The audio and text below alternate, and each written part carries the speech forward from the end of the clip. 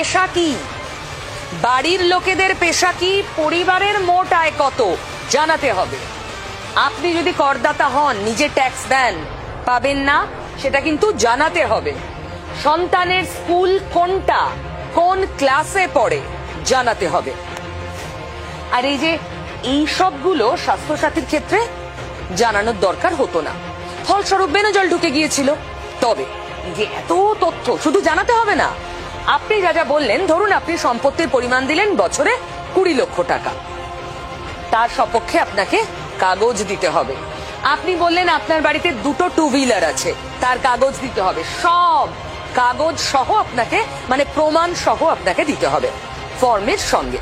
আর এটা দেখি না সোশ্যাল মিডিয়া ঠাট্টা মশকরা, এ তো ঠিকুজি কুষ্টি সব লাগছে মাসে 3000 টাকা পেতে।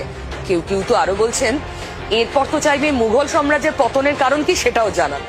মশকরা ছাড়ুন, এটা সত্যি যে আপনাদের সমস্ত তথ্য এবং নথি সহ ফর্মের সঙ্গে অ্যাপ্লাই করতে হবে। মানে আপনার এবং আপনার পরিবারের ঠিকুজি কুষ্টি সরকারের ঘরে থাকবে। আচ্ছা, এটা কি ভবিষ্যতে কোনো ডেটা ব্যাংকের কাজ করতে পারে? অনেকের আশঙ্কা এটা নাকি এনআরসির জন্য ডেটাবেস হয়ে থাকবে সরকারের ঘরে। এটা নাকি অন্যান্য যে কোনো কাজে সরকারের ঘরে ডেটাবেস হিসেবে কাজ করতে পারে।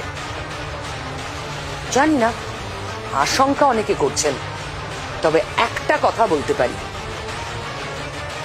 যদি আপনি ঠিক নাগরিক হন, যদি কোনো জালিয়াতি না থাকে, তাহলে আপনার ডেটা সরকারের ঘরে থাকলো কি থাকলো না, তাতে আপনার কিছু যায় আসার কথা নয় সাধারণভাবে। কারণ আমরা ধরে নিই সরকার আমাদের অভিভাবক, মিসইউজ হওয়ার চান্স নেই।